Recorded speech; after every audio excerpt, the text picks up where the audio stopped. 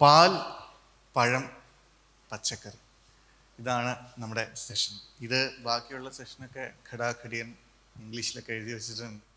പക്ഷേ ഇത് മാത്രം ഞങ്ങൾ പാൽ, പഴം, പച്ചക്കറി എന്ന് വെച്ചു. സത്യം പറഞ്ഞു കഴിഞ്ഞാൽ ഇതിൽ ഏറ്റവും വൈബ്രൻ്റ് ആയിട്ടുള്ള ഒരുപാട് പേരെ പാനലിസ്റ്റായിട്ട് കൊണ്ടുവരണം എന്ന് ഞങ്ങൾ വിചാരിച്ചിരുന്ന സെഷൻ ഇതായിരുന്നു. കാരണം ഒരുപാട് പറയാനുണ്ട് ഈ ഒരു സെഷനെ പറ്റി. പ്രത്യേകിച്ച് റോഡിനപ്പുറം തമിഴ്നാടും റോഡിനിപ്പുറം കേരളവും എന്ന ആ ഒരു സ്ഥലത്ത് നിന്ന് ഇത് സംസാരിക്കുമ്പോൾ, പാൽപ്പഴം പച്ചക്കറിയെ പറ്റി സംസാരിക്കുമ്പോൾ vegetables and fruit promotion council of Kerala അല്ലേ സർ VFVCK. അതെ. അപ്പോൾ സർ, നമ്മുടെ തിരുവനന്തപുരത്ത് ഈ തമിഴ്നാടിനോടുകൂടി ഏറ്റവും അടുത്ത് കിടക്കുന്ന ജില്ലയാണ് കേരളത്തിൽ. നമുക്ക് ഏറ്റവും കൂടുതൽ സാധനങ്ങൾ വരുന്നത്, അതായത് പച്ചക്കറിയും കാര്യങ്ങളെല്ലാം വരുന്നത് തെങ്കാശിന്നും നാറുവിൽ നിന്നും മറ്റ് സ്ഥലങ്ങളിൽ നിന്നൊക്കെയാണ്. എത്രമാത്രം സ്വയം പര്യാപ്തമാണ് നമുക്ക് ഒരു ജില്ല എന്നുള്ള രീതിയിൽ തിരുവനന്തപുരം? ഹലോ, ഞാൻ ആദ്യം എന്നെക്കുറിച്ച് ഡീറ്റെയിൽ പറയാം. ഞാനൊരു സംരംഭകനൊന്നുമല്ല. ഞാൻ vegetable and fruit promotion council എന്ന് പറയുന്ന കേരള സർക്കാരിൻ്റെ പഴം പച്ചക്കറിയുടെ വികസനം, അതിൻ്റെ ഡെവലപ്മെൻറ്റ് സാറ് പറഞ്ഞത് തന്നെയാണ്. അതിൻ്റെ ഇവിടെ തിരുവനന്തപുരത്തെ ജില്ലാ ഓഫീസറാണ് പേര് അനിൽകുമാർ. അപ്പം സാറ് പറഞ്ഞ ചോദ്യത്തിലേക്ക് പോകാം. നമ്മുടെ കൃഷിയെ സംബന്ധിച്ച്, പ്രത്യേകിച്ച് പഴം പച്ചക്കറി കൃഷി നാൾക്ക് നാൾ താഴോട്ടാണ്. പ്രൊഡക്ഷൻ വളരെ വളരെ കുറഞ്ഞു വരികയാണ്. കാരണം ഏരിയ നമ്മൾ കൺവെർട്ട് ചെയ്ത് പല രീതിയിലും മാറിക്കൊണ്ടിരിക്കുന്നു. അപ്പോൾ നമ്മളിപ്പോൾ ഏറ്റവും കൂടുതൽ പ്രോത്സാഹിപ്പിക്കുന്ന ഹൈടെക് അഗ്രികൾച്ചറിനാണ്. അപ്പോൾ ഹൈടെക് അഗ്രികൾച്ചർ എന്ന് പറഞ്ഞാൽ പ്രിസിഷൻ ഫാമിങ്, അങ്ങനെ കുറേ ടെക്നോളജികളുണ്ട്, ഇസ്രായേൽ സ്റ്റൈൽ ഫാമിങ്. അപ്പോൾ അതിൽ കൂടുതൽ കുറച്ച് സ്ഥലത്ത് കൂടുതൽ വിളവ്, അതാണ് നമ്മൾ കുറച്ച് സ്ഥലത്ത് കൂടുതൽ വിളവാണ് നമ്മളിപ്പം പ്രോത്സാഹിപ്പിച്ചുകൊണ്ടിരിക്കുന്നത്. അങ്ങനെ പോളി ഹൗസ്, ഇങ്ങനെ കുറേ കൺസ്ട്രക്ഷൻ മെത്തേഡുണ്ട്, അതൊന്നും ഞാൻ വിശദീകരിക്കുന്നില്ല. അപ്പം നമ്മളിപ്പോൾ കേരളത്തിൽ ഉൽപ്പാദിപ്പിക്കുന്ന പഴം പച്ചക്കറികൾ ഒരു 25% പോലും നമ്മൾ എത്തുന്നില്ല. നമ്മുടെ കൺസപ്ഷൻ്റെ ഡിമാൻഡിൻ്റെ 25% പോലും എത്തുന്നില്ല. തമിഴ്നാട്ടിൽ നിന്നാണെങ്കിൽ തമിഴ്നാട്, കർണാടക, ആന്ധ്ര, ആ ജില്ലകളിൽ നിന്നാണ് സ്റ്റേറ്റുകളിൽ നിന്നാണ് കൂടുതൽ വരുന്നത്. അത് അവർക്ക് അവിടെ കോസ്റ്റ് ഓഫ് പ്രൊഡക്ഷൻ വളരെ കുറവാണ്. കാരണം വേറെ ഉണ്ട്, അവിടെ കൂടുതൽ മെക്കനൈസ്ഡാണ്. നമ്മുടെ ഇവിടെ മെക്കനൈസേഷൻ പാലക്കാട് പോലുള്ള ഭയങ്കര വാസ്റ്റ് ഏരിയ ഉള്ളിടത്തേ ഉള്ളൂ. ബാക്കിയുള്ളിടത്ത് അതിനുള്ള സൗകര്യം കുറവാണ്. കാരണം ഒരു ട്രാക്ടർ ഇറക്കി ഉഴുത് കൃഷി ചെയ്യാൻ പറ്റുന്നില്ല നമുക്ക് നല്ലൊരു ശതമാനം. നെല്ലിലൊക്കെ കുറച്ച് നടക്കുന്നുണ്ട്, പക്ഷെ പഴം പച്ചക്കറി മേഖല കുറവാണ്. നമ്മുടെ പിന്നെ കോസ്റ്റ് ഓഫ് ലേബർ അതൊരു വലിയ റീസണാണ്. അത് കാരണവും നമുക്ക് കൃഷി വളരെ കുറയുന്നുണ്ട്. കാരണം അതിന് വേറൊരു കോമ്പറ്റീഷൻ കൂടെ ഉണ്ട്. കാരണം എന്താ പറയുക, ഇപ്പോൾ തമിഴ്നാട്ടിൽ നിന്ന് കിട്ടുന്ന പച്ചക്കറി ഇവിടെ വന്നാൽ, ഉദാഹരണം വെണ്ടയ്ക്ക, 1 കിലോ വെണ്ടയ്ക്കയുടെ ഹോൾസെയിൽ വില എന്ന് പറയുന്നത് ഒരു 30 രൂപയ്ക്ക് ആവറേജ് വില വരുള്ളൂ. നമ്മളൊരു കർഷകൻ ഇവിടെ നിന്ന് പ്രൊഡ്യൂസ് ചെയ്ത് ഈ ലേബറും ഈ എല്ലാ ബുദ്ധിമുട്ടും തരണം ചെയ്ത് വരുമ്പോൾ അവൻ്റെ കോസ്റ്റ് ഓഫ് പ്രൊഡക്ഷൻ തന്നെ 50 രൂപ വരും. അവൻ അതിനെ ഒരു 80 രൂപ എന്തെങ്കിലും കിട്ടിയാൽ മാത്രമേ അവന് പ്രോഫിറ്റബിളായിട്ട് ചെയ്യാൻ പറ്റുള്ളൂ. അപ്പം നമുക്ക് മാർക്കറ്റ് ഡിമാൻഡുള്ള വാല്യൂ കൂടിയ ക്രോപ്സുകൾ കൂടുതൽ കർഷകരെ കൊണ്ട് ചെയ്യിക്കാനാണ് ഞങ്ങൾ ശ്രമിക്കുന്നത്. അപ്പോൾ അങ്ങനെ ഒരു പരിധി വരെ പിടിച്ചു നിൽക്കുന്നു, പക്ഷേ അത് ഭയങ്കര ഒരു ടാസ്ക്കാണ്. പിന്നെ ഇതിൽ നിങ്ങൾക്ക് കണക്ട് ചെയ്തുള്ള ബിസിനസ്സുകൾ നമുക്ക് ചെയ്യാൻ പറ്റും. വാല്യൂ അഡീഷനാണ് ഞങ്ങളിപ്പം പ്രോത്സാഹിപ്പിക്കുന്നത്. കാരണം ചെയ്യുന്ന കർഷകനും അല്ലെങ്കിൽ അതിൻ്റെ കണക്ട് ചെയ്ത് കുറച്ചുകൂടെ അതിനൊരു മൂല്യം കിട്ടാനുള്ള വഴി എന്ന് പറഞ്ഞാൽ വാല്യൂ അഡീഷനാണ്. പ്രോസസ്ഡ് ആയിട്ടും അത് പുതിയ പുതിയ മേഖലകളിൽ നമുക്ക് ചെയ്യും. ഇപ്പം തന്നെ നല്ല ഡിമാൻഡുണ്ട്. നമ്മുടെ മുരിങ്ങയിലയുടെ പൗഡർ നല്ലൊരു സംരംഭത്തിനുള്ള സ്കോപ്പുണ്ട്. ടെൻഡർ ജാക്കിൻ്റെ അതിനെ ഫ്രോസണായിട്ടൊക്കെ ചെയ്യുന്ന കുറേ പല മെത്തേഡുകളുണ്ട്. അതൊക്കെ അവൈലബിളാണ്, ടെക്നോളജി ലഭ്യമാണ്. അങ്ങനെയൊക്കെ നമുക്ക് സ്റ്റാർട്ടപ്പും ആയിട്ട് ധാരാളം പേര് മുന്നോട്ട് വരുന്നുണ്ട്. സാർ, ഇവിടെ മെക്കനൈസേഷൻ്റെ കാര്യങ്ങൾ പറയുന്നുണ്ടായിരുന്നു. മറ്റ് സംസ്ഥാനങ്ങളിൽ ഇത് കൂടുതലാണെന്ന് പറയുന്നുണ്ടായിരുന്നു. ഞാൻ ദേവികയുടെ ചോദ്യത്തിലോട്ട് പോകുന്നതിന് മുന്നേ, ദേവികയെ നിങ്ങൾ ഒരുപാട് പേര് ഈ അടുത്ത് യൂട്യൂബിൽ കണ്ടിട്ടുണ്ടാവും. യൂട്യൂബിലല്ല, അവരുടെ വീഡിയോ കണ്ടിട്ടുണ്ടാവും. സ്റ്റാർട്ടപ്പ് ഇന്ത്യയിലെ 10ാം വാർഷികം അല്ലേ, 10ാം വാർഷികത്തിൽ നമ്മുടെ കേരളത്തിനെ പ്രതിനിധീകരിച്ച് പോയ സ്റ്റാർട്ടപ്പുകളിലെ ഒരു പ്രമുഖമായ startup, I think one of അല്ലേ, ഫ്ലേഷ് ഇന്നോവേഷൻസ് ആയിരുന്നു. Give a big round of applause for that.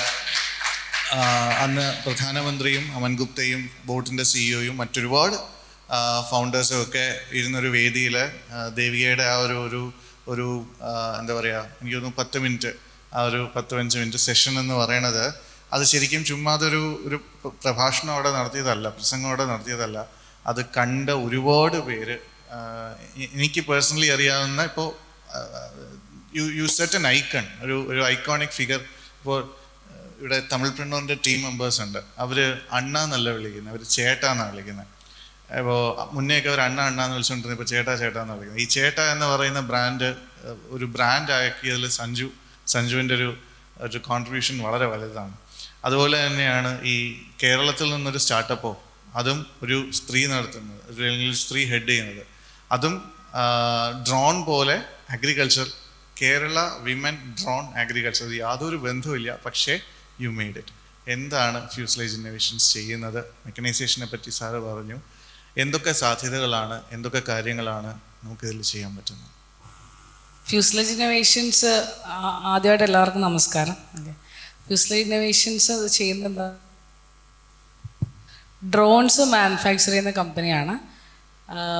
2020 നമ്മൾ കമ്പനി സ്റ്റാർട്ട് ചെയ്തത്. നമുക്കൊരു 2018-19 ഒരു ഫ്ലഡ് ഉണ്ടായിട്ടുണ്ടായിരുന്നു. ആ ഫ്ലഡിൻ്റെ ആഫ്റ്റർ എഫക്ട്സ് എന്നോളം നമ്മളുടെ മണ്ണിലെ ന്യൂട്രിയൻസ് ഒത്തിരി നഷ്ടപ്പെടുകയും നമ്മളൊരു ബേസിക്കലി ഒരു അഗ്രികൾച്ചർ ബാക്ക്ഗ്രൗണ്ട് ഫാമിലി നിന്നാണ് വരുന്നത്. സോ ഫാമിങ് സ്റ്റോപ്പ് ചെയ്തൊരു കണ്ടീഷൻ വരികയുണ്ടായി. അപ്പോൾ അതിൻ്റെ ഒരു ആഫ്റ്റർ എഫക്റ്റ് എന്നുള്ള രീതിയിൽ നമ്മൾ ഡ്രോൺ യൂസ് ചെയ്തിട്ട്, ആ സമയത്ത് എൻ്റെ ബ്രദറുണ്ട് ദേവൻ ചന്ദ്രശേഖരൻ, പുള്ളിയുടെ ഒരു ബിടെക് പ്രൊജക്റ്റ് ആയിരുന്നു ഒരു ഡ്രോൺ പ്രൊജക്റ്റ്. അപ്പോൾ ആ ഒരു ഡ്രോൺ പ്രൊജക്റ്റിനെ നമ്മൾ അഗ്രികൾച്ചർ ഡ്രോണിലേക്ക് മാറ്റുമായിരുന്നു. അപ്പോൾ ബേസിക്കലി നമ്മളൊരു 2 പ്രൊഡക്റ്റ് ഡെവലപ്പ് ചെയ്തു. ഒരു പ്രൊഡക്റ്റ് നിരീക്ഷ് എന്ന് പറഞ്ഞ ഒരു ഡ്രോണും ഫിയ എന്ന് പറഞ്ഞൊരു ഡ്രോണും. ബേസിക്കലി ഒരു ഡ്രോൺ യൂസ് ചെയ്തിട്ട് ന്യൂട്രിയൻസിൻ്റെ ഡെഫിഷ്യൻസി ഐഡൻറ്റിഫൈ ചെയ്യുക. ആ ഐഡൻറ്റിഫൈ ചെയ്ത ഡേറ്റ കളക്ട് ചെയ്യുന്നു, ഡെഫിഷ്യൻസി ഐഡൻറ്റിഫൈ ചെയ്യുന്നു. ഈ ഡേറ്റ യൂസ് ചെയ്തിട്ട് എവിടെയാണ് പ്രശ്നമുള്ളത് അവിടെ മാത്രം സ്പ്രേ ചെയ്യുന്ന പ്രിസിഷൻ ഫാമിംഗ് മെത്തേഡ് യൂസ് ചെയ്തിട്ടുള്ള ഒരു അപ്രോച്ചാണ് നമ്മൾ ചെയ്തത്. അപ്പോൾ 2020 കാലങ്ങളിൽ ഡ്രോണിനെ കുറിച്ച് വലിയൊരു ധാരണ നമ്മളുടെ രാജ്യത്ത് ആർക്കും ഇല്ല. അപ്പോൾ ആ ഒരു സമയത്താണ് നമ്മളിങ്ങനൊരു ടെക്നോളജിയെക്കുറിച്ച് ആലോചിക്കുന്നതും അത് ഇംപ്ലിമെൻറ്റ് ചെയ്യാൻ ശ്രമിക്കുന്നതൊക്കെ. സോ ഇപ്പോൾ അത്യാവശ്യം എല്ലാവരും, ഇപ്പോൾ നമ്മൾ തന്നെ മോർ ദാൻ ഒരു 10,000 ഫാമേഴ്സായിട്ട് വർക്ക് ചെയ്ത് കഴിഞ്ഞു. ഒരു 300ഓളം ഡ്രോൺസ് നമ്മൾ സെല്ല് ചെയ്ത് കഴിഞ്ഞു ഫാമേഴ്സിന്. അപ്പോൾ ഇത് വാങ്ങി ഓപ്പറേറ്റ് ചെയ്യുന്നത് എല്ലാം ഫാമേഴ്സാണ്. സോ ആ ഒരു കണ്ടീഷനിലേക്ക് നമ്മൾ ഗ്രോ ചെയ്തു ഒരു 5 years കഴിയുമ്പോൾ. അവർക്ക് വേണ്ടിയിട്ടുള്ള ഇതെങ്ങനെ ഓപ്പറേറ്റ് ചെയ്യുന്നുള്ള കാര്യങ്ങളൊക്കെ നിങ്ങൾ പറഞ്ഞു. അതെ. അപ്പോൾ വെച്ചാൽ നമുക്ക് 2021 ഗവൺമെൻറ് ബഡ്ജറ്റിൽ ഡ്രോൺസ് സെല്ല് ചെയ്യാം എന്ന് പറയുന്നൊരു പോളിസി കൊണ്ടുവരുന്നത്. അപ്പോൾ ആ ഒരു പോളിസി മേക്ക് ചെയ്യാൻ നമ്മളെ പോലുള്ള സ്റ്റാർട്ടപ്സിനെ വിളിച്ച് ഒത്തിരി മീറ്റിങ്സൊക്കെ നടത്തിയ ശേഷമാണ് അവരൊരു ഡ്രോൺ പോളിസി കൊണ്ടുവരുന്നതും ഡ്രോൺസ് സെല്ല് ചെയ്യുന്നതിനെക്കുറിച്ചുള്ള ഒരു പ്രോട്ടോക്കോളൊക്കെ കൊണ്ടുവരുന്നതൊക്കെ. സോ അതിന് നമ്മൾ DGCA സർട്ടിഫിക്കേഷൻ എടുക്കണം, സിവിൽ ഏവിയേഷൻ അപ്രൂവൽ എടുക്കണം ഓരോ പ്രോഡക്റ്റിനും. അപ്പോൾ അതെടുത്ത ശേഷം, അപ്പോൾ അതൊരു 3-4 ലെവൽ സർട്ടിഫിക്കേഷൻസ് ആണ്. അപ്പോൾ അതെടുത്ത ശേഷം നമുക്ക് ഡ്രോൺസ് സെല്ല് ചെയ്യാൻ പറ്റും. പിന്നെ ഡ്രോൺ വാങ്ങുന്നവർക്ക് ലൈസൻസ് വേണം. ഇപ്പോൾ നമ്മൾ ഒരു RPTO വേണമെന്ന് വെച്ചാൽ റിമോട്ട് പൈലറ്റ് ട്രെയിനിങ് ഓർഗനൈസേഷൻ. നമ്മളൊരു RPTO രജിസ്റ്റേർഡ് ആണ്. സോ നമുക്ക് ആർക്ക് വേണമെങ്കിലും പൈലറ്റ് ലൈസൻസ് എടുക്കാനുള്ളൊരു ഫെസിലിറ്റി ഉണ്ട്. സോ നമ്മൾ പൈലറ്റ് ലൈസൻസ് എടുത്ത് കൊടുക്കുന്നു, ഫാമേഴ്സിനെ ട്രെയിൻ ചെയ്യുന്നു എങ്ങനെ യൂസ് ചെയ്യാം എന്നുള്ളത്. അപ്പോൾ നമ്മളുടെ കയ്യിൽ നിന്ന് വാങ്ങുന്ന ഫാമേഴ്സ് ആണെങ്കിൽ തന്നെ അവർ സ്വന്തമായിട്ട് ചെയ്തു കൊടുക്കുകയും ചെയ്യും, പിന്നെ മറ്റ് ഫാമേഴ്സിന് ചെയ്തു കൊടുക്കുകയും ചെയ്യുന്നതിലൂടെ അവർക്കൊരു കൂടുതൽ ഇൻകം ജനറേറ്റ് ചെയ്യാൻ പറ്റുന്നുണ്ട്. ചില ഫാമേഴ്സിനെ അഗ്രി ഓൺടർപ്രണേഴ്സ് ആക്കി മാറ്റുന്ന ഒരു ചേഞ്ച് അതും നമ്മൾ ചെയ്യുന്നുണ്ട്. ദേവിക ആലപ്പുഴയിൽ നിന്നാണ് വന്നതെന്ന് പറഞ്ഞു. ഈ ആലപ്പുഴയുള്ള കർഷകർക്ക് മാത്രമേ ഇതുള്ളൂ അതോ? ഇല്ല, നമ്മൾ തുടങ്ങിയത് ആലപ്പുഴയാണ്. കുമരകം അവിടെ നിന്നാണ് ചെയ്തു തുടങ്ങിയത്. കുമരകം ചേർത്തലയാണ് ഞങ്ങളുടെ സ്ഥലം. നമ്മളിപ്പോൾ ഇന്ത്യ ഒട്ടാകെ ചെയ്യുന്നുണ്ട്. നമ്മൾ എക്സ്പോർട്ടും ചെയ്യുന്നുണ്ട് ആഫ്രിക്കൻ കൺട്രീസിലേക്കൊക്കെ. ആഫ്രിക്കയിലേക്ക് എക്സ്പോർട്ട് ചെയ്യുന്നുണ്ട്. അപ്പം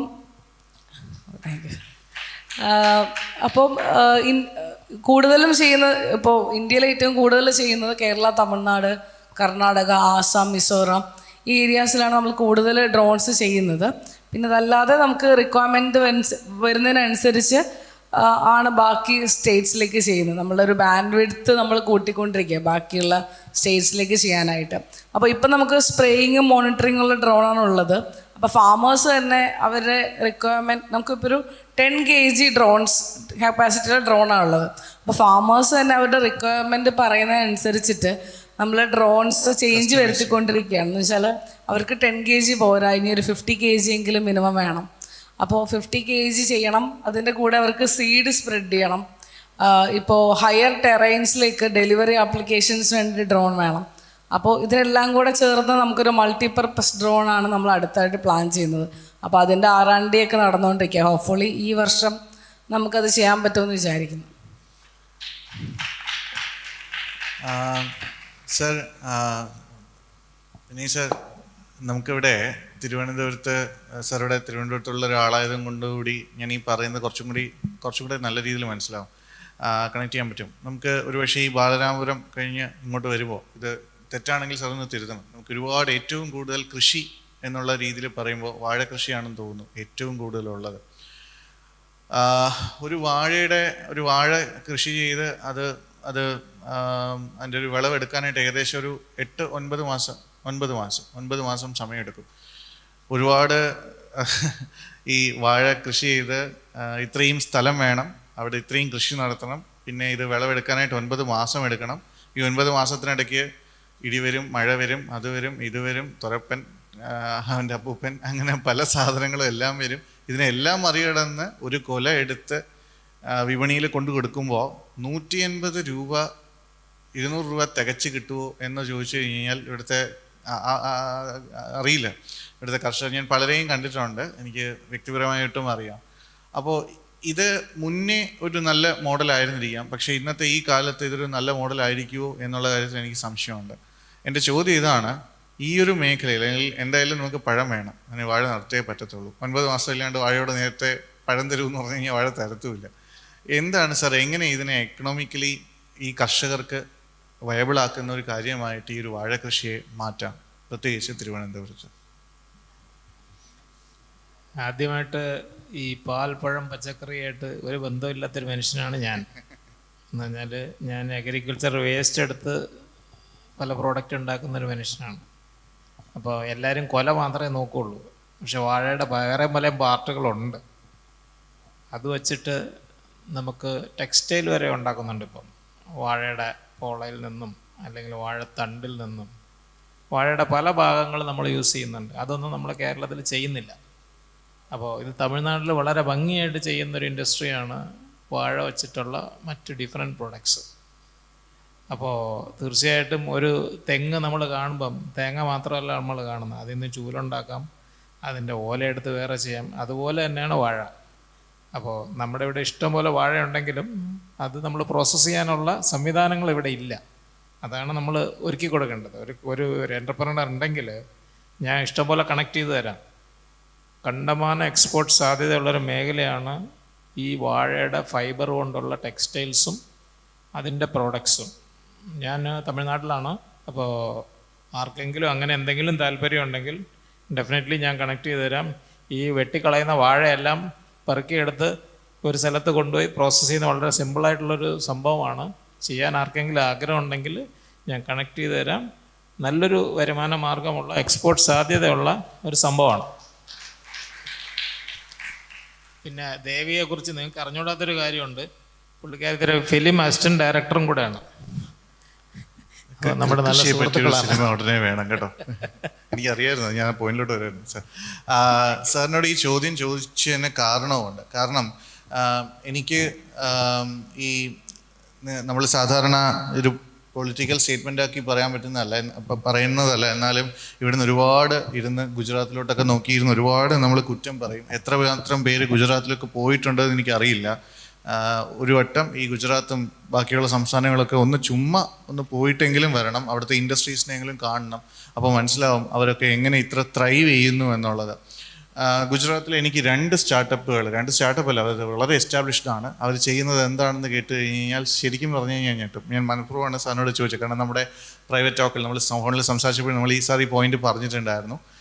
ഗുജറാത്തിലെ 2 വലിയ കമ്പനികളാണ്, കമ്പനി എന്ന് തന്നെ ഇപ്പോൾ പറയാം, വാഴനാരിൽ നിന്നും ലെതർ ഉണ്ടാക്കി ആ ലെതറിനെ വീഗൻ ലെതർ എന്നുള്ള രീതിയിൽ മാറ്റുന്നത്. അവർ കുറേ വാഴത്തട എടുത്ത് ആ മെഷീനിലോട്ട് ഇട്ടത് പ്രോസസ്സായി വന്ന് പിന്നെ അതിനെ എന്തൊക്കെയോ ചെയ്ത് ബാഗുകളാക്കി വയ്ക്കുന്ന സാധനം കണ്ടിട്ട് ഞാൻ ഞെട്ടിപ്പോയി. കാരണം ചുമ്മാ കുറേ കുഴിച്ചു വിടുന്ന ഒരു സാധനമാണ്.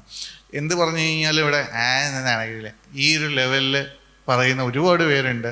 എന്നാൽ ഇതിനെ ഈ രീതിയിൽ നടത്തിയെടുത്തു കഴിഞ്ഞാൽ വാഴയുടെ ഏറ്റവും വലിയ പ്രത്യേകത, ഇത് എനിക്ക് ഗുരുസ്ഥാനീയനായിട്ട് നിൽക്കുന്ന ഒരാളാണ്, അദ്ദേഹത്തിൽ നിന്നാണ് ഞാൻ മനസ്സിലാക്കിയത്. വാഴ, തെങ്ങ്, ഈ 2 വൃക്ഷങ്ങളുടെ, വൃക്ഷങ്ങളെന്ന് പറയാൻ പറ്റില്ല, വാഴ രണ്ടിനും ഒരുപാട് പ്രത്യേകതകളുണ്ട്. എസ്പെഷ്യലി വാഴ.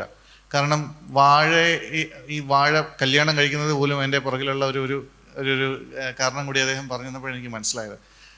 അടിമുടി സകലതും ഉപയോഗിക്കാൻ പറ്റുന്ന ഒരേ ഒരു വൃക്ഷം അല്ലെങ്കിൽ ഒരു വിളയാണ് വാഴ എന്ന് പറയുന്നത്. വാഴയുടെ തണ്ട്, വാഴയുടെ ഇല, വാഴയുടെ കായ, വാഴപ്പൂവ് എന്ന് പറയേണ്ട എല്ലാം വാഴയുടെ ഉപയോഗിക്കാൻ പറ്റും. നമ്മുടെ ഈ അടുത്താണ് ഞാൻ അതൊരു സ്റ്റാർട്ടപ്പിലൊരു പയ്യൻ, ആ പയ്യൻ പറഞ്ഞിട്ടല്ല എനിക്ക് നേരത്തെ അറിയാമായിരുന്നു, എന്നാലും ആ പയ്യനും കൂടെ അത് പറഞ്ഞപ്പോൾ ആ വീഡിയോ കുറച്ച് വൈറലായി. നമ്മുടെ DNA ആയിട്ട് 60% അടുത്ത് നിൽക്കുന്ന ഒരു വിളവാണ് വാഴ എന്ന് പറയുന്നത്. നമ്മൾ കഴിക്കുന്നത് വാഴയിലയിലാണ്, നമ്മൾ കഴിക്കുന്ന ഏറ്റവും കൂടുതൽ പഴം കഴിക്കുന്നത് വാഴപ്പഴമാണ്. ഇങ്ങനെയൊക്കെ ഒരുപാട് സാധനങ്ങൾ.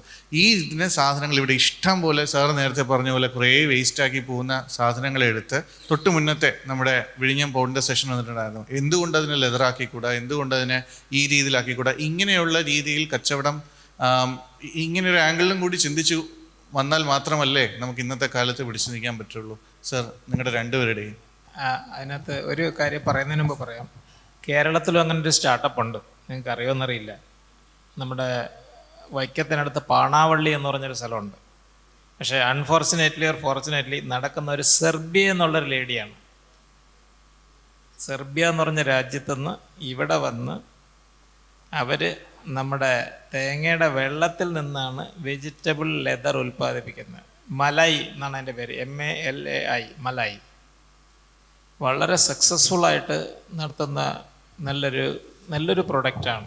അപ്പോൾ അവർ വെജിറ്റബിൾ വേസ്റ്റിൽ നിന്ന് വെജിറ്റബിൾ ലെതർ ഉണ്ടാക്കുകയാണ്. ഫുൾ എക്സ്പോർട്ടാണ്. നമ്മുടെ പാണാവള്ളി തന്നെയാണുള്ളത്. നമ്മുടെ കേരളത്തിലുള്ള മിക്കവർക്കും അവരെക്കുറിച്ച് അറിയില്ല. ഗുംബോസ എന്നാണ് അവരുടെ പേര്. എനിക്ക് പേഴ്സണലി അറിയാവുന്ന ആളാണ്. പക്ഷേ പാണാവള്ളിയിലാണ് വാഴയ്ക്ക. പിന്നെ വാഴയുമായിട്ട് എനിക്ക് വേറൊരു ബന്ധമുണ്ട്.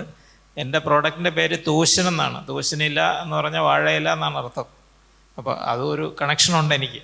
അപ്പോൾ അതുകൊണ്ട് തീർച്ചയായിട്ടും ഇഷ്ടംപോലെ പ്രോഡക്റ്റ്സ് നമുക്ക് അവൈലബിൾ ആണ്. നമുക്കതിൻ്റെ മൾട്ടിപ്പിൾ പ്രോഡക്റ്റുകളാക്കി മാറ്റാനുള്ള ടെക്നോളജിയോ അല്ലെങ്കിൽ അതിൻ്റെ ട്രെയിനിങ്ങോ അല്ലെങ്കിൽ അതിനുള്ള സാധ്യതകളോ ആണ് നമ്മൾ അരയേണ്ടത്. അവൈലബിലിറ്റി ഉണ്ട്. മനസ്സിലായി സാർ. ദേവിക, ഇതിൽ എന്തുമാത്രം മെക്കനൈസേഷൻ അല്ലെങ്കിൽ ഈ ഒരു രീതിയിൽ ഇപ്പോൾ ഫ്യൂസ്ലേജ്, ഇപ്പോൾ നിങ്ങൾ ഡ്രോൺസിലാണ് ആലോചിക്കുന്നത്. I am pretty sure that you would be having a wonderful lineup. ഒരു ഫ്യൂച്ചറിസ്റ്റിക് ആയിട്ട് പല കാര്യങ്ങളും ചെയ്യുന്നുണ്ടാവും, പല വിളകൾക്കും വേണ്ടിയിട്ട്. നമുക്ക് ഇതിൽ എന്തെങ്കിലും നമ്മുടെ ഫാമേഴ്സിന് വേണ്ടിയിട്ട്, ഈ നാടിന് വേണ്ടിയിട്ട് എന്നുള്ള രീതിയിൽ നമുക്ക് ചെയ്യാൻ പറ്റുന്ന എന്തെങ്കിലും ഒരു ഇന്നോവേഷൻ പ്ലാൻ ചെയ്യുന്നുണ്ടോ, അല്ലെങ്കിൽ അങ്ങനെ എന്തെങ്കിലുമുള്ള സ്റ്റാർട്ടപ്പുകൾ അറിയാമോ ഇതിൻ്റെ ഒരു മെഷീൻ പാത്തിലായിട്ട്? ഇപ്പം നമ്മൾ ഈ ഡ്രോൺ എന്ന് പറഞ്ഞ പരിപാടിയായിട്ട് ഇറങ്ങുമ്പോഴാണ് ഫാമേഴ്സ് അവരുടെ ഒത്തിരി ആവശ്യങ്ങൾ പറയുന്നത്. അപ്പോൾ അവരുടെ ഇപ്പോൾ പല ഫാമേഴ്സും സ്റ്റാർട്ടപ്പ് മിഷനിലൊരു പ്രോഗ്രാം നടത്തിയിരുന്നു, അഗ്രി നെക്സ്റ്റ് എന്ന് പറഞ്ഞിട്ട്. അപ്പം അഗ്രി നെക്സ്റ്റിൽ വരുന്ന ഫാമേഴ്സ് ചോദിക്കുന്നത്, നിങ്ങൾ 10 kg എപ്പോൾ, അടുത്ത 50 kg എപ്പോൾ വരും, അപ്പോൾ അടുത്തൊരു സാധനം എപ്പോൾ വരും എന്ന് പറഞ്ഞാൽ വെയിറ്റ് ചെയ്യുക യൂസ് ചെയ്യാൻ വേണ്ടിയിട്ട്. ഇപ്പം നമ്മളിപ്പോൾ 10 kg ഡ്രോൺസ് സെല് ചെയ്യാൻ തുടങ്ങിയ ശേഷം ഇപ്പോൾ 1-2 ഡ്രോൺസ് വാങ്ങിയവർ കൂടുതൽ വാങ്ങുന്നൊരു ടെൻഡൻസി ഉണ്ട്. അതല്ലാതെ ഒത്തിരി അവർക്ക് നമുക്ക് ഇപ്പോൾ എൻ്റെ ഒരു ഫ്രണ്ടിൻ്റെ സ്റ്റാർട്ടപ്പ് ഉണ്ട്, ഓൾട്ടർ സേജ് എന്ന് പറഞ്ഞിട്ട്. കോക്കോ ബോട്ട് എന്നാണ് അവരുടെ പ്രൊഡക്റ്റിൻ്റെ പേര്. തെങ്ങ് കയറാൻ ഉപയോഗിക്കുന്നൊരു മെഷീനാണ്. അപ്പോൾ അറിയാമല്ലോ, ആഷിൻ്റെ സ്റ്റാർട്ടപ്പ്. സോ അങ്ങനെ പിന്നെ അതല്ലാണ്ട് തന്നെ ഒത്തിരി പ്രോബ്ലം സ്റ്റേറ്റ്മെൻറ്റ് അഗ്രികൾച്ചർ യൂണിവേഴ്സിറ്റി ആണെങ്കിലും ഇപ്പോൾ അവർ പറയുന്ന ഒത്തിരി പ്രോബ്ലം സ്റ്റേറ്റ്മെൻറ്റ്. ഇപ്പോൾ തെങ്ങിൽ ചെല്ലിനെ കളയുക, ഇതിനുള്ളൊരു സൊല്യൂഷൻ പ്രോപ്പറായിട്ട് നമ്മളെ കൈകൊണ്ട് ചെയ്യാൻ പറ്റാത്ത സൊല്യൂഷൻസ് കൊടുക്കാൻ പറ്റാത്തത് കൊണ്ട് എങ്ങനെ ടെക്നോളജി യൂസ് ചെയ്തിട്ട് അതിനൊരു സൊല്യൂഷൻ കൊടുക്കാമെന്ന് അവർ നോക്കിക്കൊണ്ടിരിക്കുന്നുണ്ട്. അപ്പോൾ ഒത്തിരി അങ്ങനത്തെ ഒരു പ്രോബ്ലംസ് നമ്മുടെ ചുറ്റുമുണ്ട്. അപ്പോൾ അതിനൊരു സൊല്യൂഷൻസ് നമ്മളൊരു മെക്കനൈസേഷൻ യൂസ് ചെയ്തിട്ട് കൊടുത്താൽ അത് കുറച്ചും കൂടെ എഫക്റ്റീവ് ആയിരിക്കും, ഫാമേഴ്സിന് സപ്പോർട്ടീവ് ആയിരിക്കും എന്നുള്ളതാണ് എനിക്ക് തോന്നിയിട്ടുള്ളത്. സർ, എനിക്ക് അങ്ങോട്ട് ചോദിക്കാനുള്ള ചോദ്യം, അവിടെ ഒരു ചാമ്പയ്ക്ക് ക്യൂ മാനേജറൊക്കെ ഇട്ട് അവിടെ വച്ചിട്ടുണ്ട് ഒരു സിംബോളിക്കായിട്ട്. നമുക്കിവിടെ ഉത്പാദിപ്പിക്കാൻ ഞാൻ കുറച്ച് പഴങ്ങൾ പറയുകയാണെങ്കിൽ, ഫ്രൂട്ട്സ് പറയുകയാണെങ്കിൽ, ഇപ്പോൾ പഴം ഏറ്റവും കൂടുതൽ നമുക്കിവിടെ വരുന്നത് എവിടെ നിന്നാണ് സർ?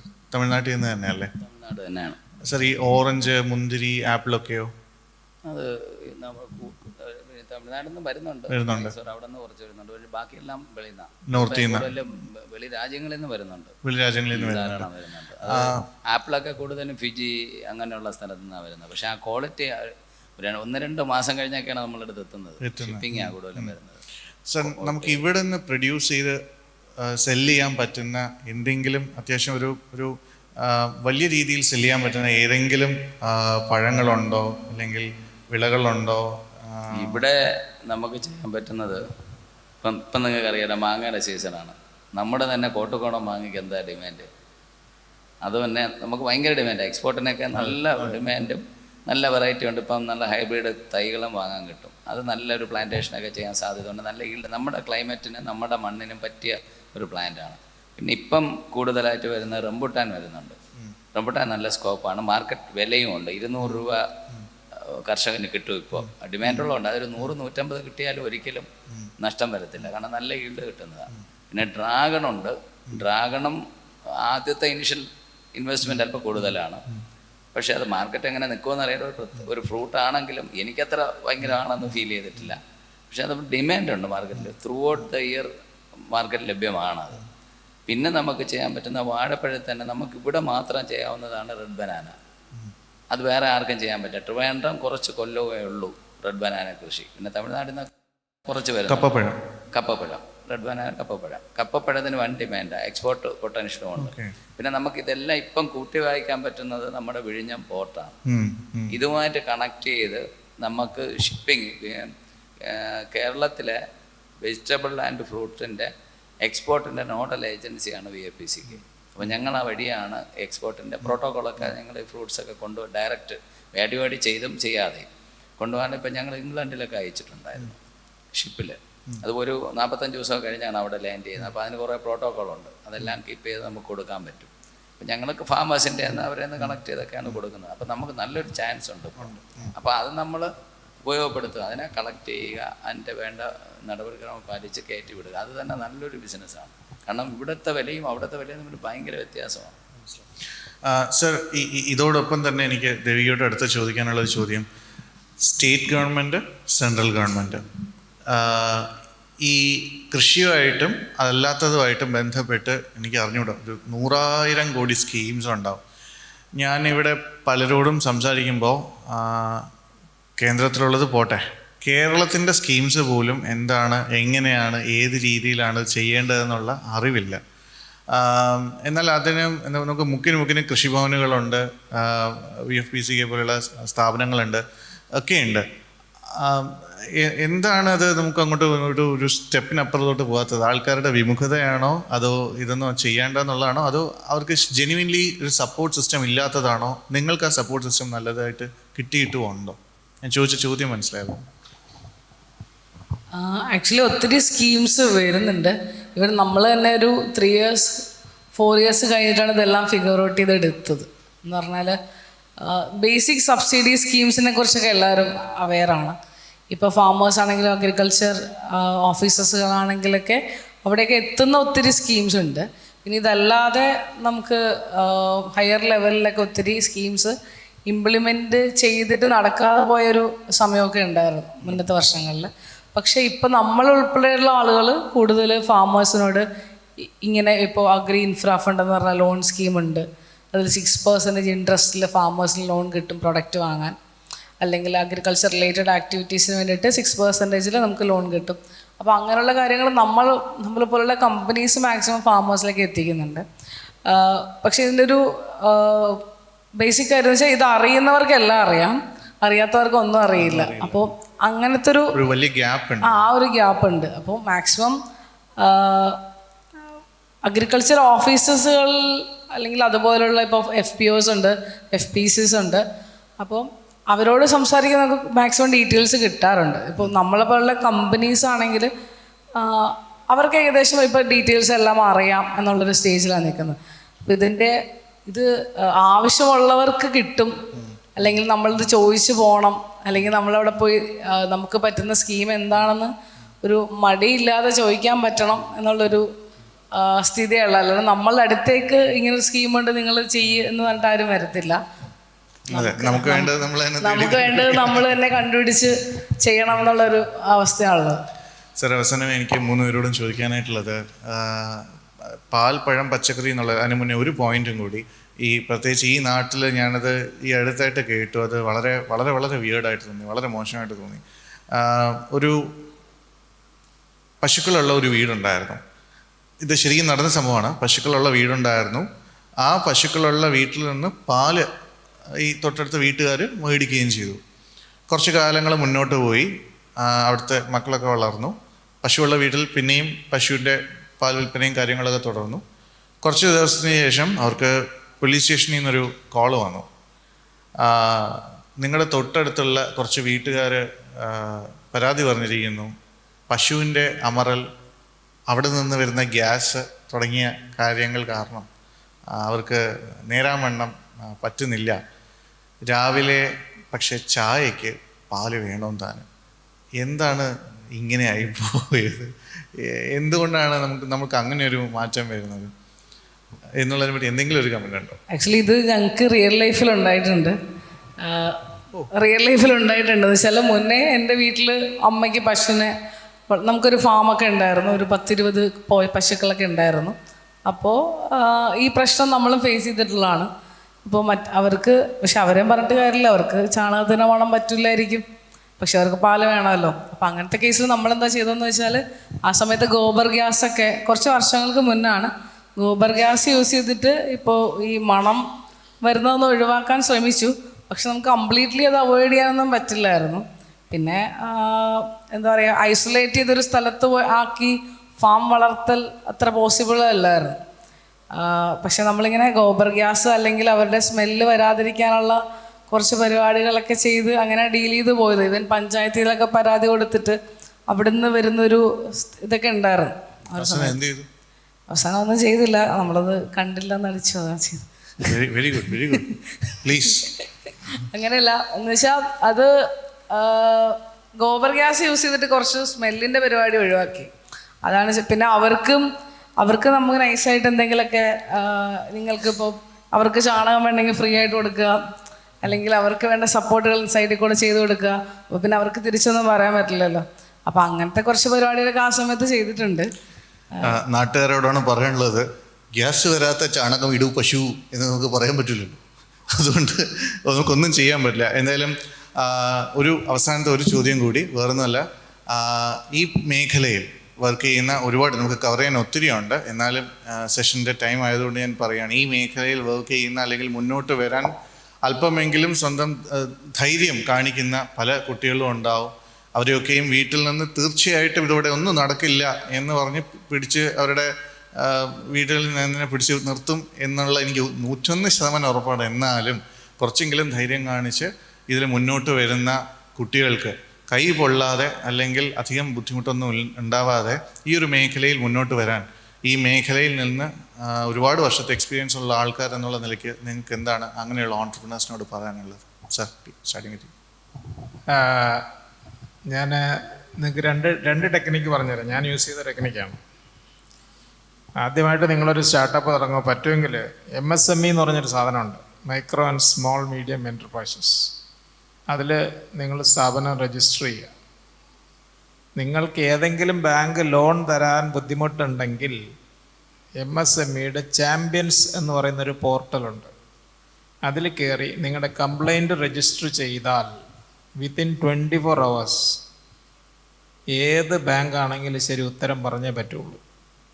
നിങ്ങൾക്ക് ചാമ്പ്യൻസ് എന്ന് പറയുന്ന പോർട്ടലാണ്, വലിയ പബ്ലിക്കായിട്ടില്ല. ചാമ്പ്യൻസ് MSME രജിസ്റ്റർ ചെയ്തിരിക്കണം. ഞാൻ അതിൻ്റെ ഉത്തമ ഉദാഹരണമാണ്. എനിക്ക് 3 ബാങ്ക് എൻ്റെ ലോൺ റിജക്റ്റ് ചെയ്തു. ഞാൻ MSME ചാമ്പ്യൻസ് പോർട്ടൽ രജിസ്റ്റർ ചെയ്തു. ഇത് ഡയറക്റ്റ് മോണിറ്റർ ചെയ്യുന്ന പ്രൈം മിനിസ്റ്റർ ഓഫീസും കൂടെയാണ്. 24 hours 3 ബാങ്കിൻ്റെ MD മാർക്കും ലെറ്റർ വന്നു, എനിക്ക് ലോൺ സാങ്ഷൻ ചെയ്തു വിത്തിൻ 24 hours. അപ്പോൾ നമുക്ക് അറിയില്ല ഇതിനെക്കുറിച്ച്.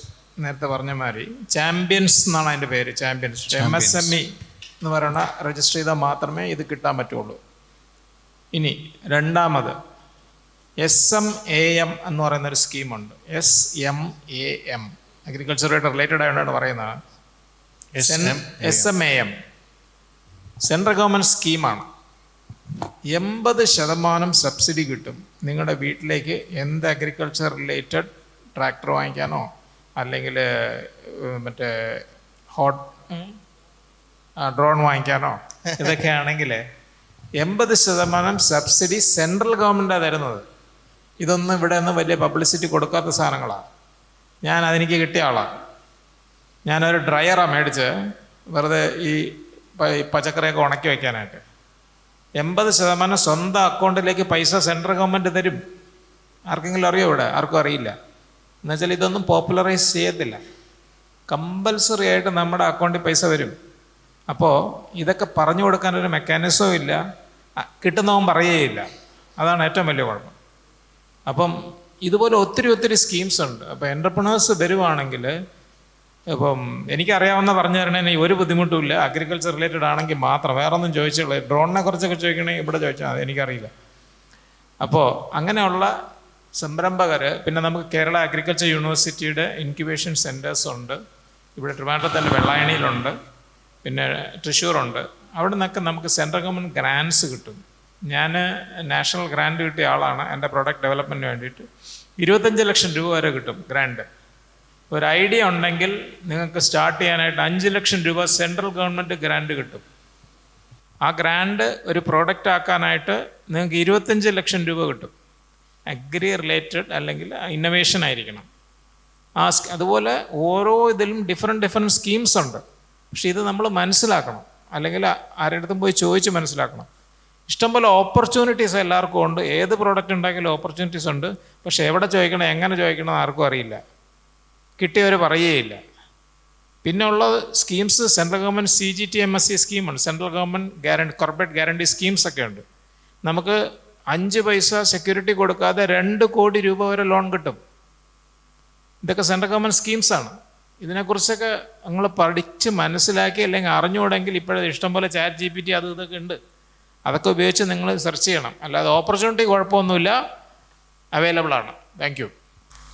എനിക്ക് പറയണമെന്ന് വെച്ചാൽ, ഇപ്പോൾ ഒരു പുതിയൊരു സ്റ്റാർട്ടപ്പ് തുടങ്ങുമ്പോൾ, ഇപ്പോൾ സ്റ്റാർട്ടപ്പ് എങ്ങനെ തുടങ്ങാം അല്ലെങ്കിൽ എങ്ങനെ ഒരു ബിസിനസ് പരിപാടി തുടങ്ങാം എന്നുള്ളൊരു ചിന്ത വരുമ്പോൾ മൊത്തത്തിൽ ആദ്യം ഒരു ടെൻഷനായിരിക്കുമല്ലോ. അപ്പോൾ വീട്ടിൽ നിന്ന് സമ്മതിക്കുമോ? ഇപ്പോൾ നിങ്ങൾക്ക് എന്തെങ്കിലും തുടങ്ങാൻ ആഗ്രഹം ഉണ്ടെങ്കിൽ അധികം താമസിയാതെ അപ്പം തന്നെ തുടങ്ങുക. ഏതെങ്കിലും ഒരു പ്രൊഡക്റ്റ് ബേസ്ഡ് ആണ് നിങ്ങൾ ചെയ്യുന്നൊരു സ്റ്റാർട്ടപ്പ്, അല്ലെങ്കിൽ നിങ്ങളൊരു ഐഡിയ ഒരു പ്രൊഡക്റ്റ് ബേസ്ഡ് ആണെങ്കിൽ എത്രയും പെട്ടെന്ന് ആ ഒരു പ്രൊഡക്റ്റ് ഉണ്ടാക്കി റിലീസ് ചെയ്യുക. എന്ന് വെച്ചാൽ അതൊരു പെർഫെക്റ്റ് ആവാൻ വേണ്ടിയിട്ട് വെയിറ്റ് ചെയ്യരുത്. ബിക്കോസ് പെർഫെക്റ്റ് ആയിട്ടൊരു പ്രൊഡക്റ്റ് നമുക്ക് റിലീസ് ചെയ്യാൻ പറ്റില്ല. അപ്പോൾ ഒരു പ്രൊഡക്റ്റ് ഉണ്ടാക്കി അത് റിലീസ് ചെയ്ത് അത് വേണ്ട ആൾക്കാർ യൂസ് ചെയ്ത് അതിൻ്റെ പോസിറ്റീവ്സും നെഗറ്റീവ്സൊക്കെ നിങ്ങൾക്ക് അപ്പം തന്നെ അറിഞ്ഞാൽ മാത്രമേ നിങ്ങൾക്ക് ആ വേണ്ട ഓൾട്ടറേഷൻ കൊടുത്തിട്ട് നെക്സ്റ്റ് ഒരു പ്രൊഡക്റ്റ് നിങ്ങൾക്ക് റിലീസ് ചെയ്യാൻ പറ്റുള്ളൂ. സോ ഒരു ഹാർഡ്വെയർ പ്രൊഡക്റ്റാണ് നിങ്ങൾ ഉണ്ടാക്കാൻ ആഗ്രഹിക്കുന്നതെങ്കിൽ അത് എത്രയും വേഗം മാർക്കറ്റിൽ എത്തിക്കുക, എത്രയും മാക്സിമം ആളുകളെ കൊണ്ട് യൂസ് ചെയ്യിപ്പിക്കുക. പിന്നെ ഒരു കാര്യം പറയാന്ന് വെച്ചാൽ, നമുക്കിപ്പോൾ എല്ലാവരിലേക്കും ഈസിലി ആക്സസിബിൾ ആയിട്ടുള്ള ഒരു സമയമാണ്. ഇപ്പോൾ സ്റ്റേറ്റിലാണെങ്കിലും സെൻട്രലാണെങ്കിലും മിനിസ്ട്രിയിലാണെങ്കിലും ഒക്കെ നമ്മൾ പോയി ചോദിച്ചു കഴിഞ്ഞാൽ ഉത്തരം പറയാതിരിക്കാൻ അവർക്ക് യാതൊരു ഇതുമില്ല. എന്നുവെച്ചാൽ നമുക്ക് ഡയറക്റ്റ് ആരെ വേണമെങ്കിലും കണക്ട് ചെയ്യാം. നമുക്ക് എന്തെങ്കിലും പ്രശ്നം ഉണ്ടെങ്കിൽ ഡയറക്റ്റ് ആർക്ക് വേണമെങ്കിലും മെയിൽ അയക്കാം. എന്ത് ഹെൽപ്പ് വേണമെങ്കിലും ഏത് ഡിപ്പാർട്ട്മെൻറ്റിലും കയറി ചെല്ലാം. ഇപ്പോൾ അങ്ങനെ പേടിക്കേണ്ട ആവശ്യം നമുക്കില്ല. എന്നുവെച്ചാൽ പണ്ട് നമുക്കൊരു ബാങ്കിൽ പോകാൻ വരെ പേടിയായിരുന്നു. ഇത് ഒരു ഫോം ഫില്ല് ചെയ്യുമ്പോൾ അല്ലെങ്കിൽ ഒരു ചെക്ക് ഡെപ്പോസിറ്റ് ചെയ്യുമ്പോൾ ആരോട് ചോദിക്കണം, ആ ഒരു ടെൻഷനുള്ളൊരു സമയത്തൊക്കെയാണ് ഞാൻ ജീവിച്ചിരുന്നത്. അപ്പോൾ അത് കഴിഞ്ഞിട്ട് ഇപ്പം നമുക്ക് എവിടെ വേണമെങ്കിലും കയറി ചെന്നിട്ട് എന്ത് ചോദിച്ചാലും, അല്ലെങ്കിൽ ഒരു കംപ്ലൈൻറ്റ് അയക്കണമെങ്കിൽ PMO ഓഫീസിൽ കംപ്ലൈൻറ്റ് അയക്കാം. നമുക്കൊരു കാര്യം നടന്നില്ലെങ്കിൽ എന്തുകൊണ്ട് നടക്കുന്നില്ല എന്ന് അവരോട് ചോദിക്കാം. അപ്പോൾ അങ്ങനെ ഒരു കാലഘട്ടത്തിലാണ് നമ്മളിപ്പോൾ ജീവിക്കുന്നത്. അപ്പോൾ അതുകൊണ്ട് ആരോടും ഒന്നും ചോദിക്കാൻ പേടിക്കേണ്ട ആവശ്യമില്ല. ഇപ്പോൾ സ്റ്റാർട്ടപ്പ് റിലേറ്റഡ് എന്ത് സംശയങ്ങൾക്കാണെങ്കിൽ കേരള സ്റ്റാർട്ടപ്പ് മിഷൻ ഉണ്ട്. ഇപ്പോൾ അനൂപ് സാറ് എല്ലാവർക്കും ഈസിലി ആക്സസിബിൾ ആയിട്ടുള്ള ആളാണ്. സോ ഇപ്പോൾ ഇവൻ നമ്മളെ വ്യവസായ മന്ത്രി ആണെങ്കിൽ രാജീവ് സാറാണെങ്കിലും കൃഷി മന്ത്രി ആണെങ്കിലും ഒക്കെ ഈസിലി ആക്സസിബിൾ ആയിട്ടുള്ള ആളുകളാണ്. സോ നമ്മളുടെ ഒരു പ്രോബ്ലത്തിന് അല്ലെങ്കിൽ നമ്മൾ എന്തെങ്കിലും പ്രശ്നങ്ങൾ നമുക്ക് അഭിമുഖീകരിക്കുന്നുണ്ടെങ്കിൽ നമുക്ക് അവരെ എല്ലാവരും സമീപിക്കാം. ആരോട് മാക്സിമം ആളുകളോട് ചോദിക്കുക, അവരെ ബുദ്ധിമുട്ടിക്കുക, നമുക്ക് വേണ്ടത് നമ്മൾ വാങ്ങിച്ചെടുക്കുക. സോ അതാണ് എനിക്ക് പറയാനുള്ളത്. എന്നെ സംബന്ധിച്ച് പറയാനുള്ളത്, ഒന്ന്, കൃഷിയാണ് നിങ്ങൾ ഉദ്ദേശിക്കുന്നതെങ്കിൽ VAPCKയുടെ ഞങ്ങളുടെ തന്നെ കൊടുക്കുന്നുണ്ട്. 2% ഇൻട്രസ്റ്റ് ഉള്ളൂ. 2% എന്ന് പറഞ്ഞാൽ 7% ആണ് ആക്ച്വൽ ഇൻട്രസ്റ്റ്. അത് കാർഷിക വായ്പയ്ക്ക് 3% കേന്ദ്ര സർക്കാരിൻ്റെ സബ്സിഡി ഉണ്ട്. 2% VAPCKയും സബ്സിഡി കൊടുക്കുന്നത്. അത് കേരള സർക്കാരിൻ്റെ വക ഫണ്ടാണ്. 2% എന്ന് പറഞ്ഞാൽ 1 ലക്ഷം രൂപയ്ക്ക് 2000 രൂപ ഒരു വർഷം പലിശ വരുള്ളൂ.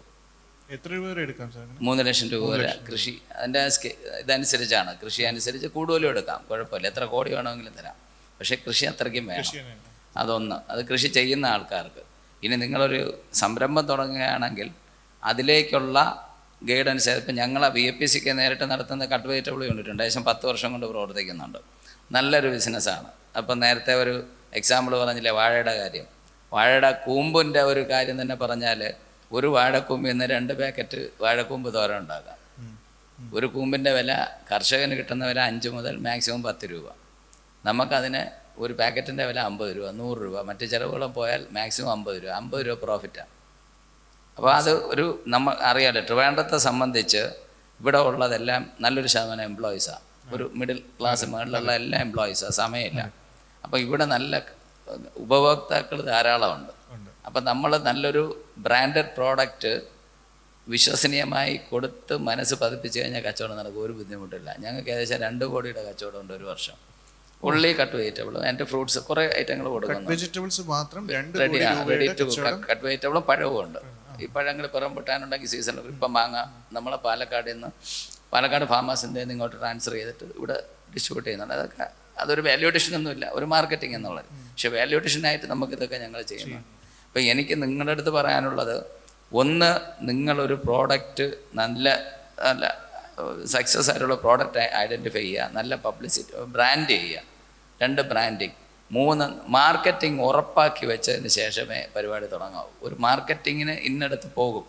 ഏറ്റവും പുതിയ പ്രോഡക്റ്റ്സ് ആകുമ്പോൾ പലർക്കും സംശയം കാണും, അതുകൊണ്ടുള്ള ഗുണം എന്താണ്, അല്ലാതെ നമുക്ക് പബ്ലിക്കിന് ഫീൽ ചെയ്യാൻ സാധിക്കണം നല്ലതാണെന്നുള്ളത്. ഇപ്പം ഭയങ്കര എൻക്വയറിയാണ് വരുന്നത്. നേരത്തെ മുരിങ്ങയിലയുടെ പൗഡർ ഭയങ്കര എൻക്വയറി. പക്ഷെ നമ്മുടെ ഇവിടെ മുരിങ്ങയില്ല. മുരിങ്ങയുണ്ട്, അത് മൊത്തം ഇലയെടുക്കുന്ന അവസ്ഥയിലുള്ള മുരിങ്ങ കുറവാണ്. ഇങ്ങനെ വെറുതെ വളർത്തി വിട്ടുന്നു. അപ്പോൾ അതിൻ്റേതായ രീതിയിൽ കർഷകരെ കൊണ്ട് കൃഷി ചെയ്യിപ്പിച്ച് അത് നിങ്ങളെടുത്ത് അതൊരു യൂണിറ്റാക്കി, വലിയ ഇൻഫ്രാസ്ട്രക്ചറൊന്നും വേണ്ട. അതിന് ഒരു ഡ്രയറും ബാക്കി പൊടിക്കാൻ സംവിധാനം മതി. അതിനെല്ലാം 50% വരെ സബ്സിഡിയോടുകൂടി സ്കീംസുകളും ധാരാളം സ്കീംസ് ഉണ്ട്. സാറ് നേരത്തെ പറഞ്ഞ പോലെ അഗ്രികൾച്ചർ ഇൻഫ്രാസ്ട്രക്ചർ ഫണ്ട്, പിന്നെ സ്പാമിൽ 50 മുതൽ 80% വരെ സബ്സിഡി ഉണ്ട്. അപ്പോൾ സബ്സിഡി ധാരാളമുണ്ട്. സ്കീംസിനൊന്നും ഒരു കുറവുമില്ല. നമ്മളത് കൃത്യമായിട്ട് ഉപയോഗപ്പെടുത്തുന്നില്ല എന്നുള്ളതാണ് നമ്മൾ മനസ്സിലാക്കുന്നത്. ബന്ധപ്പെടാം, കൃഷിഭവനിൽ ബന്ധപ്പെടാം. പഴം പച്ചക്കറി മേഖലയാണെങ്കിൽ VAPCKയായിട്ട് ബന്ധപ്പെടാം. അപ്പോൾ നമ്മൾ മാർക്കറ്റിംഗ് കൂടെ വെച്ചും കൊണ്ട് നല്ലൊരു പ്ലാൻ ഉണ്ടാക്കി എന്താ ബുദ്ധിമുട്ടില്ല. പലപ്പോഴും ഇപ്പം ചിപ്സ് ഏറ്റവും വാല്യൂ അഡിഷൻ എളുപ്പം എല്ലാവരും ചിപ്സ്. അപ്പം ഈ മത്സരമാണ്. തമിഴ്നാട്ടിൽ നിന്ന് കൊണ്ടുവന്ന ചിപ്സിൻ്റെ കൂടെ നമുക്ക് കോമ്പറ്റ് ചെയ്യാൻ പറ്റില്ല. ക്വാളിറ്റി എന്ന് പറഞ്ഞാൽ വളരെ മോശം ക്വാളിറ്റിയാണ് വെളിയിൽ നിന്ന് വരുന്നത്. അവരെന്ത് എണ്ണ ഉപയോഗിക്കുന്നതെന്ന് പോലും ഗ്യാരണ്ടി ഇല്ല. പക്ഷെ നമ്മൾ ചിപ്സ് ഉണ്ടാക്കി കൃത്യം ബ്രാൻഡ്, ഇപ്പം എൻ്റെ ലേറ്റസ്റ്റ് ടെക്നോളജി എന്ന വാക്യൂം ഫ്രൈഡ് ചിപ്സാണ്. വാക്യൂം ഫ്രൈഡിന് വില കൂടുതലാണ്, പക്ഷേ അത് ഹെൽത്ത് ബെനിഫിറ്റ് ഉള്ളതാണ്. കാരണം എണ്ണ വളരെ കുറച്ച് യൂസ് ചെയ്യുന്നത്.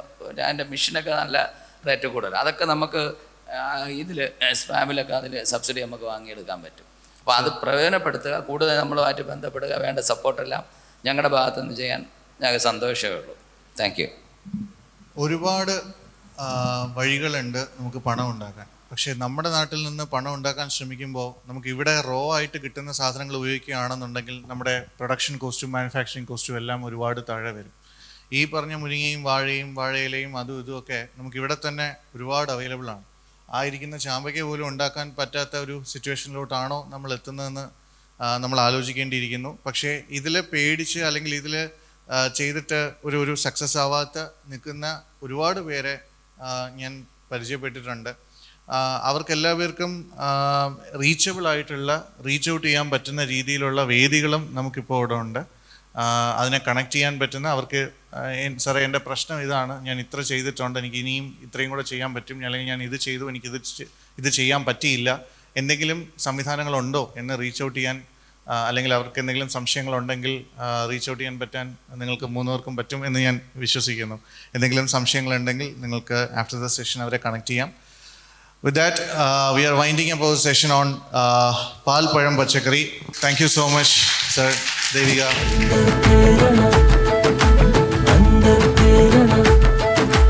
Andar Prerana.